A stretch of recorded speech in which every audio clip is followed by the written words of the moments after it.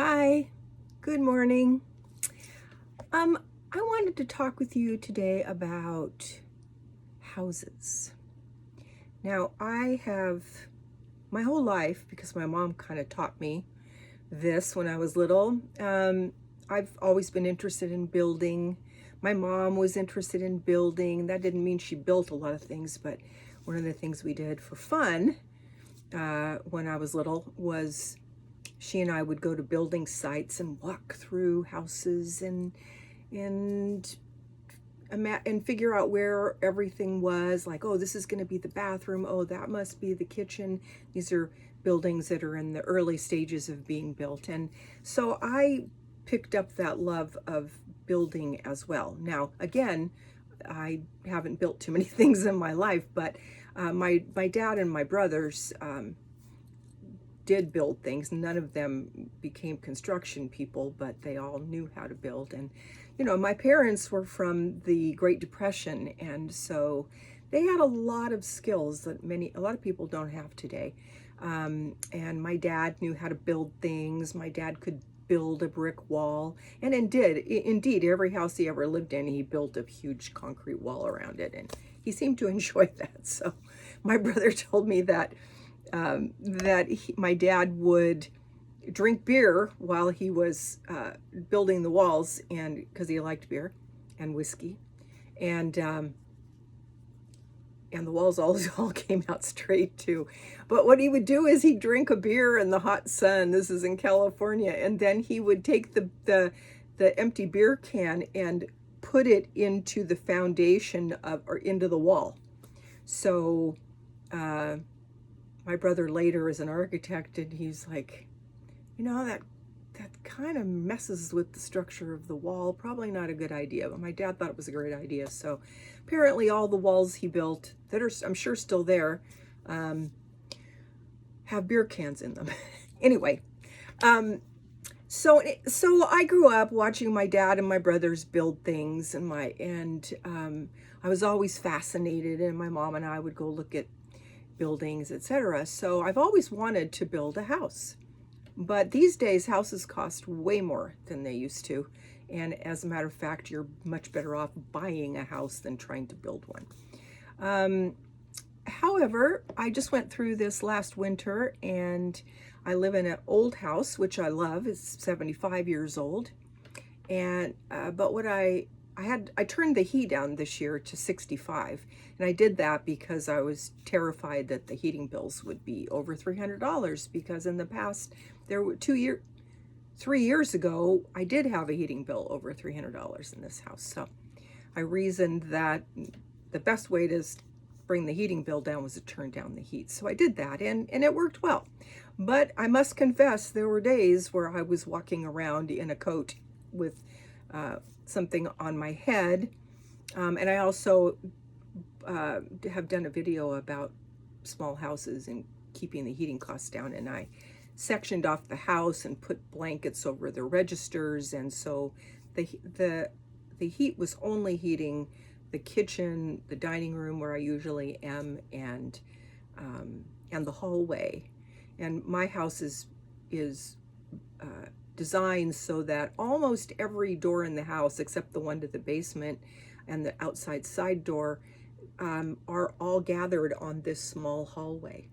So it makes it easy if you pull the doors to the rooms that I'm not using. It makes it easy. It makes it much cheaper. And Lord knows how much my heating bill would not have been if I didn't contract with one of those extra energy companies and turn the heat down.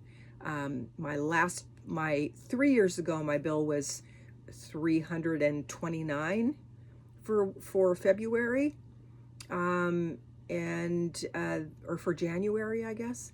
And then the next year it was $279. No, 280, I think. And then this year, because I turned the heat down, it was $239. So that helped. But what it started me thinking about was, at 70, I was not a fan of being in that cold. No one would be, but my metabolism is great, and so. But I thought, gosh, how am I going to feel at 80 in this cold house? And hopefully, gas prices and energy prices are going to be going down, so maybe it won't be such a problem. But I also have a creepy neighbor who lives next door that makes me uncomfortable, and there's another one across the street. And so I'm thinking, gosh, maybe I will sell this house at some point, not this year, not next year, maybe a few years down the road. And if I can find a lot, maybe I can build a little house and make it really well insulated and have it all be brand new and whatever. So I'm always looking at houses. I'm always looking at tiny houses. I'm always looking at all kinds of houses. So I found at Home Depot, believe it or not, I was really surprised to see that they had a 2-bedroom or a 2-story tiny house. And it can be made into 2 bedrooms regardless of the size. They're 16 by 20, 16 by 24, 16 by 30, 16 by 32. And the smallest one is a larger size tiny house. It's like,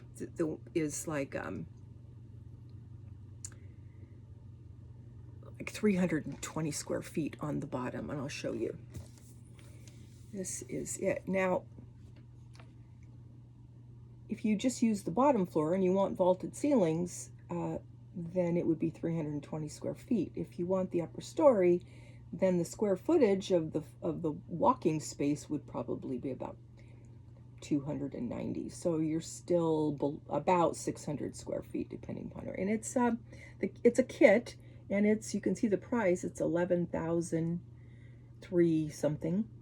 And they have this end door, and then they also have the bigger ones, and maybe the smaller ones too, have a side door. And the bigger ones run about $18,000, and that's the 16 by 32 foot one. And that includes the windows. This one you have to buy the windows and doors separately. And the interesting thing about this is that it's marketed as being a home, and I think that's because the 2x4s is built with 2x4s, and they're 16 on center, which means that I think that is building grade.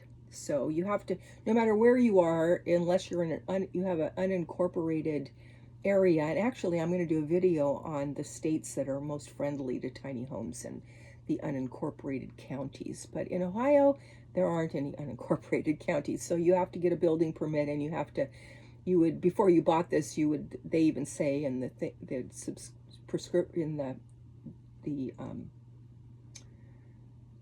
description that you would need to get, they want you to have, they want it to be confirmed that you can build it before they'll ship it.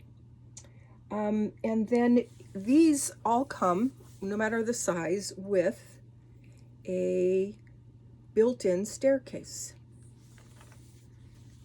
which is fabulous because staircases are hard to build, and they're expensive because they're a lot of man hours. So they will put this staircase in any corner that you want, and that becomes particularly of importance upstairs, because you don't want the only windows they put in the hallway, you want them in the bedrooms. So anyway, those are things to look at. Now, if I were going to do this, I would build a small house, not a tiny house. But these are available as tiny houses, and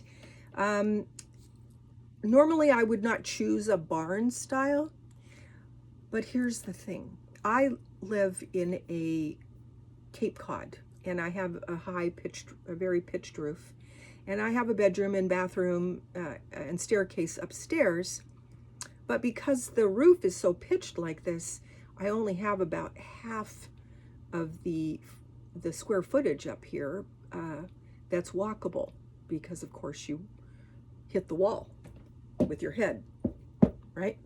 This is these, this wall starts about 4 feet up, and on either side there is storage space, which is great, but it's also hard to get to because you have to crawl or like walk really small. So with a gambrel roof, and in these Home Depot houses, you've got an 8 foot 1 inch ceiling downstairs and a 7.5 foot ceiling upstairs. So you don't have a lot of attic space. You can block off some of it, but yeah, but still, it's perfectly walkable for any normal sized person, and most of us are, less than 7 feet tall. So that works. And so you have a lot more space upstairs. You're not being restricted by that. So it's a much better model for building things. The smaller model is 11,000, and then the largest model is like 18. And Home Depot also does have contractors that they can recommend, and I don't know what that, what the agreement is between the contractors and Home Depot. Does Home Depot get a cut of that? I don't know, probably. But you can have people come and build it for you, but of course it's going to be, that's going to make the kit, I don't know, double, triple of the cost because you're paying somebody else to do it. And they deliver it in a kit, and you have to have some kind of foundation set up. So you have to go, if you're going to build it, as I said, most places don't allow you you have to have all your ducks in the row, and you should not buy one of these things unless you know for sure that, and indeed I don't think they'll let you buy it unless they know that you have that all nailed down, as it were. But for me, I would choose something like this only with probably with the side door, and then and they won't, and with 2 windows in the front for the upstairs rooms. Now they won't alter the outside of it, and so you can't say, oh well, I don't want windows there, I want a window here. So you have to be happy where they will cut out those windows, and in some you have to buy them, and others they're included. I would have some windows added, but they're not going to do that. So I thought this was a very interesting option. I just went and looked at a lot thinking it was actually very inexpensive, so I knew there was something wrong with it. It's like, why is this lot not sold, and what's wrong with it? And I thought from the pictures that it was on a slant, but there's a road that goes all the way around. So I thought, well, no problem. I can just build I would rather not, like, it was like a acre and a fifth of land. And I thought, well, I'll just build it close to the road and, have a 20-foot driveway, and then have a basement, and the car will drive into that, and staircase up to their house, and a staircase up to the second story. And my parents were in their 80s. My dad was close to 90 when they passed, and they were both perfectly mobile. So I expect to be the same. So I'm not so concerned about getting old and, being in a wheelchair. I mean, anything could happen, but I'm intending that it does not. And I'm intending to live for a long time. So I feel like it'd be worth my while to have a nice, cozy, super well insulated house, so that and with a lot of space on either side, so I don't have close neighbors, because every house I've ever lived in, there has been some form of uncomfortable neighbor, and not because I'm sensitive, but because people just do strange things. So don't want to get into that too much. It's kind of negative. But so this is what I'm doing right now.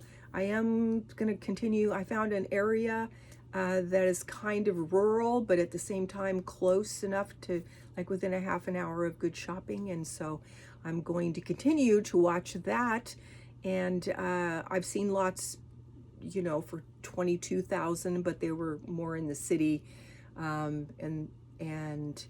I've seen lots for 15, which were basically unbuildable. You'd have to build a house on stilts because this land is like a ravine, and there's no place, there's no flat land, there's no sloping land. It's kind of like a gully. It's like the developer bought the land and sold all the lots around this gully, and now they're trying to sell the gully. And so, I mean, who lives there would want to buy that? It's like worthless. So good luck with that, builder. Anyway, so those are my thoughts on building. I'll let you know if and when I buy some land. But then I also have this house that I could sell and use the proceeds towards that as well. So the problem in that would be, can I put a trailer on the property and live there until the house gets built? Because where would I live? So I have a lot of family memories and furniture, and like my whole house is basically memories. So of my family, so generations. So I want to keep those. I like them. So that's why I have to have a bigger house.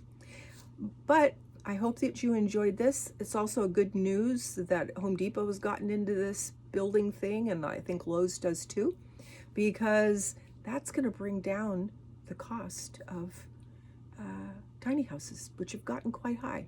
And lumber should be coming down, I would think, in not too distant future. So things should get cheaper. So see you on the next one. Hope that was helpful. Bye-bye.